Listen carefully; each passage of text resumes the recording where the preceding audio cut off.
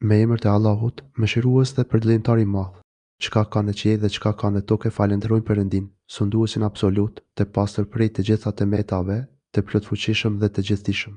Perëndia është ai që ju ka dërguar të pa arsimuarve një profet nga mesi i tyre, që u ka lexuar ajetet e Kuranit dhe i ka pastruar nga gjendjet e gabuara, u ka mësuar librin Kuranin dhe urtin dijenin e thellë, me që ata më parë, në të vërtetë, kanë qenë në humbje të plot.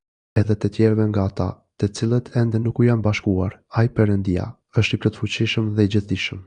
Kjo është dhëntia e Perëndisë, të cilën ai ja jep kujt të dojë, e dhëntia e Perëndisë është e madhe. Shembulli atyre që janë obliguar me teurat e pastaj nuk e kanë zbatuar, i shembëllën Gomarit që i bart librat për padobi. Sa të keqin janë ata, të cilët i mojnë argumentet e Perëndisë.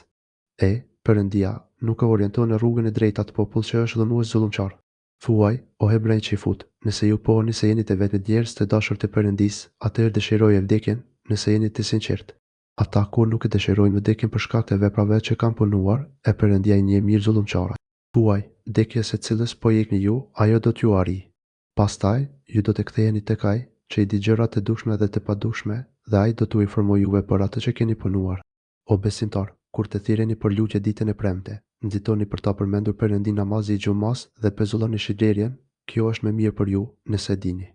E kur të përfundoj namazi, atëherë shpërndahuni nëpër tokë dhe kërkoni nga begatitë e Perëndisë dhe përmendeni shumë Perëndin për të arritur shpëtimin.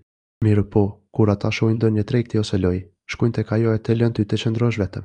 Thuaj, ajo që është e Perëndia është më e mirë nga hengu e nga tregtia. E Perëndia është furnizuesi më i mirë.